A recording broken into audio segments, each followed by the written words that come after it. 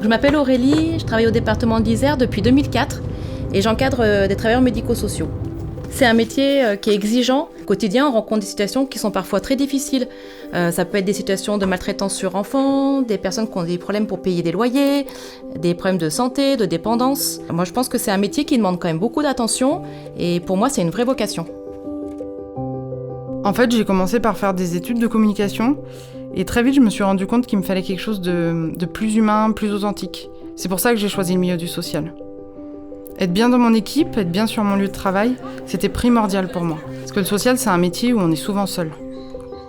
Pour moi, les bonnes conditions de travail, c'est pas forcément que du matériel. En fait, je cherchais à améliorer le quotidien des équipes d'une manière plus décalée, plus personnelle, plus solidaire. Et puis Maud, elle est arrivée dans mon service et elle a tout de suite eu cette volonté d'impulser des choses, de créer du lien. Avec Aurélie, j'ai trouvé plus de liberté, plus de fluidité d'organisation. Ensemble, on a créé un troc solidaire, une bibliothèque participative. On a même eu l'idée d'organiser des réunions en marchand, commander des paniers chez les producteurs locaux. Tout ça, ça ajoute un plus au quotidien de l'équipe.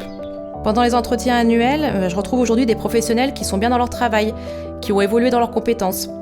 On peut dire que quand on est bien dans son travail, on est plus performant. On a mis en place la culture du merci et du bravo. Et toutes ces petites actions, elles ont vraiment créé des rapprochements entre les équipes et les cadres. Du coup, on gère mieux notre stress et on échange aussi plus personnellement. Je suis contente d'aller au boulot, même si c'est vrai, c'est pas facile tous les jours.